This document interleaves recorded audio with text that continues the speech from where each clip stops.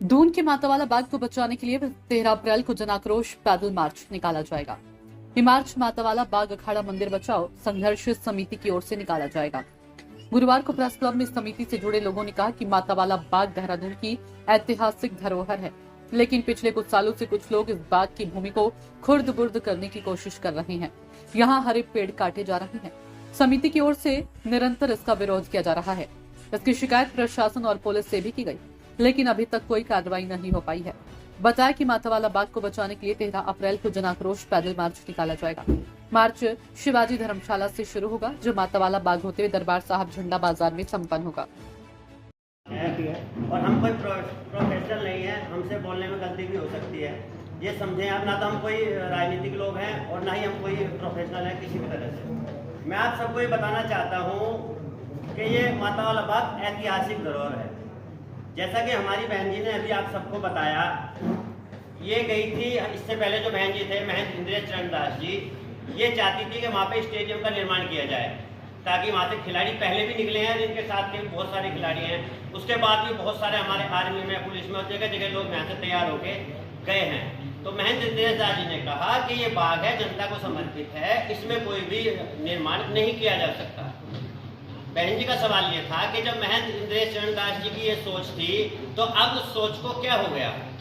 देखिए, मैं आप सबसे एक बात कहना चाहता हूँ कि ऐतिहासिक धरोहर है 300 सालों से। ये केवल देहरादून को ही नहीं, ये पूरे उत्तराखंड को रिप्रेजेंट करती है। हमारे कितने सारे जो अंतर्राष्ट्रीय क्रिकेटर यहाँ से खेल के गए हुए हैं। यही लोग जो है, इन्होंने एक स्टे ऑर्डर के लिए अप्लाई किया था कि यहाँ पर 3 लोगों को ना घुसने दिया जाए। किसको? बहुत इंपॉर्टेंट है, सिर्फ 3 लोगों के लिए, आम समाज के लिए नहीं। 3 लोग कौन थे? श्री अमन स्वेडिया जी, श्री तिलक राज और श्री होशियार सिंह। इन 3 लोगों के प्रवेश को लेकर, सिर्फ 3 लोगों के लिए, मेरे आपके प्रवेश के लिए नहीं। ये लोग, और क्या बताया गया कि असामाजिक तत्व है।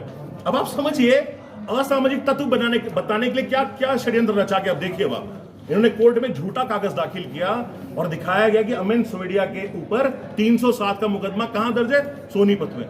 ये आदमी आज तक कभी देहरादून से सोनीपत के रास्ते में भी नहीं गया। और आप समझिए, ये पूरा कोर्ट में इस्तेमाल किया गया है। इसको तो हम कोर्ट में चैलेंज करेंगे ही करेंगे। इनके खिलाफ झूठा साक्ष्य देने का मुकदमा दर्ज कराया जाएगा। तो ये लीगल लिटिगेशन तो अलग चीज है, और इसमें भी सिर्फ निषेध आ गया है कि 3 लोग मातावाले बाग के आसपास धरना प्रदर्शन न करें। आम जनमानस जो है वो अपनी पूरी बात पूरी जोरदार तरीके से रखेगा। बहुत इंटरेस्टिंग बात है मैं आपको बताने वाला हूं, कोर्ट से मामले जुड़ी हुई, कि केस कर कौन रहा है। पहले समझते हैं केस कौन कर रहा है। केस कर रहा है Shri Guru Ram Rai education mission managing committee, Shri Jhanda साइड, नॉट मैनेजिंग। कौन कर रहा है केस? केस कर रहा है Shri Guru Ram Rai education mission managing committee. अब देखिए, इन्होंने ये सारे साक्ष्य इनके द्वारा कोर्ट में जमा किए, मैंने नहीं जमा किए, और ना हम इसको किसी प्रकार से भ्रमित करने का प्रयास कर रहे हैं। जब इनके द्वारा जो खसरा खतौनी जमा की गई कोर्ट में, उसमें मालिक का नाम क्या दर्ज है? उसका नाम है देवेंद्र दास, चेला महंत इंद्रेश चरण दास, सज्जादा नशीन, दरबार गुरु राम राय साहब, झंडा। अब समझिए, मालिक कौन है संपत्ति का? मालिक है महंत जी। केस कौन कर रहा है?